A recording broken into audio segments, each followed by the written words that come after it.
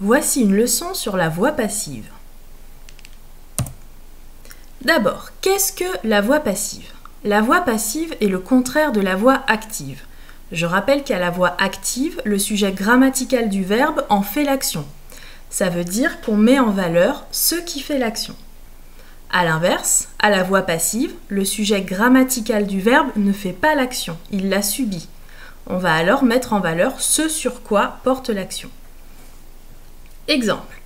Le chien suit l'enfant comme son ombre. Cette phrase est à la voix active. Le verbe suivre est conjugué à la voix active car le sujet grammatical, le chien, est bien celui qui fait l'action de suivre. On met en valeur le chien. Alors que dans la phrase « l'enfant est suivi par le chien comme son ombre », cette phrase est à la voix passive. Le verbe suivre est conjugué à la voix passive, ce n'est pas l'enfant qui fait l'action de suivre. Donc on met en valeur l'enfant, ce sur quoi porte l'action du chien. Seuls les verbes transitifs directs, c'est-à-dire ceux qui vont être complétés par un COD, peuvent être conjugués à la voix passive. Donc, par exemple, manger, aimer, sauver, tuer. À chaque fois qu'on peut rajouter quelque chose ou quelqu'un derrière, donc un COD, c'est qu'on peut les conjuguer à la voix passive.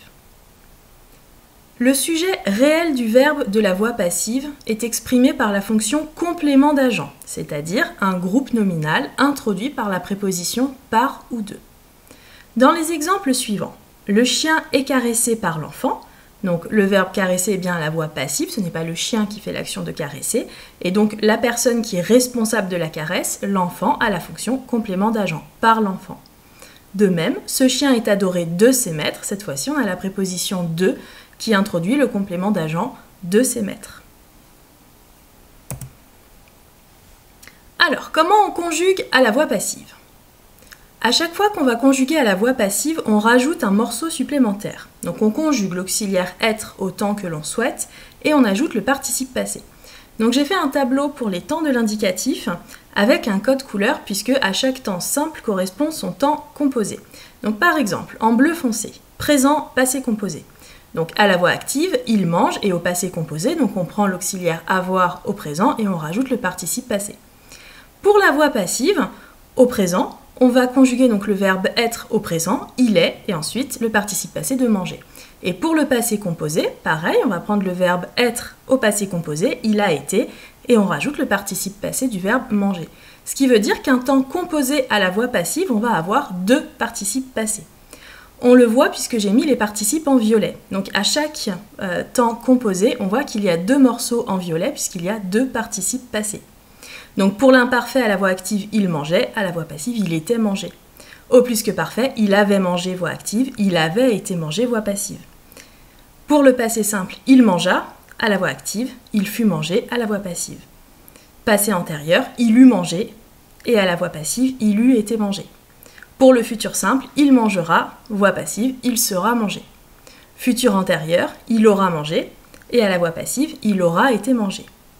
Conditionnel présent, il mangerait, et à la voix passive, il serait mangé. Enfin, conditionnel passé, il aurait mangé, et à la voix passive, il aura été mangé. Attention, comme on emploie toujours l'auxiliaire être à la voix passive, il faudra penser à accorder le participe passé avec le sujet grammatical du verbe. On ne se préoccupe pas du complément d'agent puisqu'il ne commande pas d'accord. Par exemple, dans la phrase « Les villageois furent attaqués par un monstre », on accorde « attaquer » avec le sujet masculin pluriel « les villageois ». Peu importe ce qui les a attaqués, l'accord se fera avec les villageois.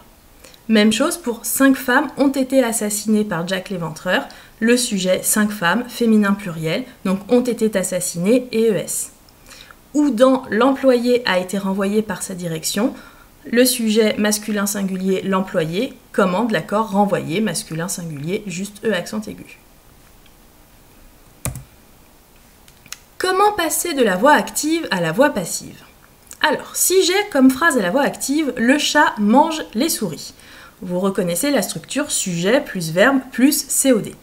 Donc, on va prendre le sujet de la voix active qu'on va transformer en complément d'agent. On va introduire d'abord la préposition par ou de. Ensuite, le COD va devenir le sujet de la voix passive et pour le verbe, on va ajouter un participe passé.